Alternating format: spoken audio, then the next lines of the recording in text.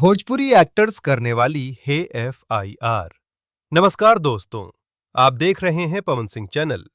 तो जो भाई अभी तक हमारे चैनल को सब्सक्राइब नहीं किया तो सब्सक्राइब कर लें और लाइक भी कर लें। तो दोस्तों, सोशल मीडिया में एक खबर चल रहा है कि भोजपुरी एक्टर्स महिमा सिंह ने पवन सिंह पर FIR किया है। जी हां दोस्तों, महिमा सिंह ने पवन सिंह पर FIR किया है। और बता दें कि यह खबर किसके द्वारा फैलाई गई है। तो इंस्टाग्राम पर रंजन कुमार मुकुट ने यह खबर फैलाया है। अगर यह खबर फेक हो तो पवन सिंह को इस पर एक्शन भी लेना चाहिए। इसीलिए हम आपको बता दिया है कि यह खबर किसके द्वारा फैलाया गया है। बाकी महिमा सिंह के बारे में और कोई अपडेट आएगा तो हम आपको एक दूसरे वीडियो में बता देंगे। मैं आपको बता दें कि महिमा सिंह के द्वारा कोई FIR दर्ज नहीं किया गया।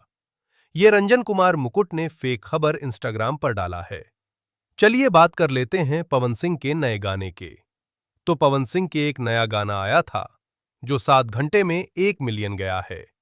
तो आप लोग अभी तक ये गाना नहीं सुना है तो जाकर YouTube पर देख लें।